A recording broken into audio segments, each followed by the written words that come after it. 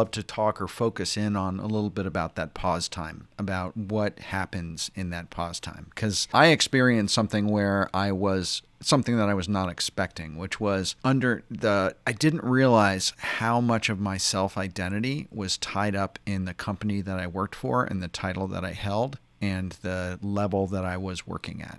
And suddenly when those things were gone, I had to create an entirely new conception of who I was and my self-worth, to be honest with you. Because when you are carrying a business card with a big fancy company, a big fancy title, there is a level of, weight that carries into any conversation. And suddenly when you don't have that and you have a business card with a company that no one's ever heard of before, and unless you are constantly referencing your last job, which I, tried not to do, you have to establish kind of a new presence for yourself. And so that is a psychological transition that I don't think a lot of people even anticipate is going to happen, right? So did you experience that? I experienced a similar thing. And I think you and I had the same surprise of going out on, and this even happened to me actually as I went into my sabbatical. And I've heard this from other people too, as they go do these transitions. And even as they go out on their own, where they start to realize like, oh my gosh, I'm having an identity crisis. And I think about it as, there's the personal planning you can do. And then there is, as you said there's this transition kind of planning that one needs to do. As I look back on it now, and I think what people may not realize is that the reality is when you go to make a switch like this, it is a transition.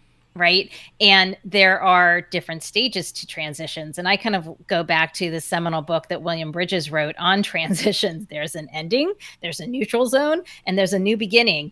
And it's in that frankly, probably the ending and in that neutral zone where this kind of surprise of like, wait, how do I tell people what I'm doing? How do I talk about this? What is my story? Right. Yeah. What is my story even to myself? Yes. In terms of, because that's what you're saying, like, the reality is, for better or worse, in the United States, what's the first question everybody asks you? What do you do for work? Right. What do you do? And it's not uncommon for most people, especially ambitious people, to kind of lean into like, well, I'm a VP of design. I'm a VP of strategy. I'm this, I'm that, right? It's very easy to kind of have that as an anchor. And when that goes away, it throws you off for sure. Absolutely. And I think we talked about that in a previous episode about how you need to start thinking about what your story is going to be. And that, I think, is one of those preparatory things that you can do while you're still employed that will help you start to establish some sort of psychological level of independence. And, if you're fortunate enough to have that kind of forethought or planning to do, that's a great step. But what I would say is that if you aren't fortunate in that way, and maybe you're looking at being self-employed coming out of a layoff or something of that nature, then you still have to understand that there is that work that you're going to have to do. There is that psychological kind of shift and kind of inflection point where you're going to have to figure out how to redefine yourself and also figure out how to redescribe yourself. I think that's one of those things I totally wanted to touch on, is that there is a shock that goes on in moving from corporate to independence in your level of self-identity and how you address that. Yeah. And I think this is the thing that I want to punctuate about that as well, is just that there is an emotional journey that happens with this. And so there is an internal journey. So, how you describe yourself, how you tell your narrative, it's one aspect of it. But I think it's helpful from my perspective to raise awareness of this, because I think sometimes people are surprised.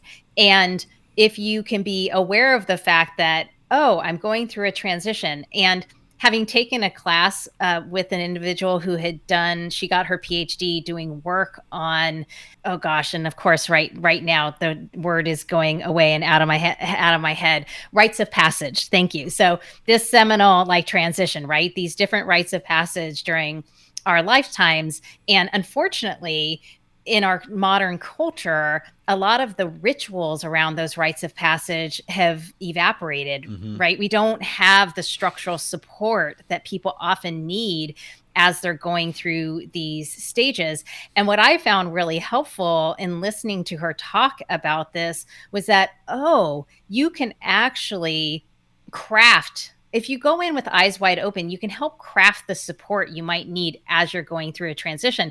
And you even brought this up, Philip, like one, there's internal support you need, there's external support that you can look for as you're going through a transition and coming out the other side. And you mentioned that, like, you got an executive coach who could be a partner for you. You found a community you could participate in.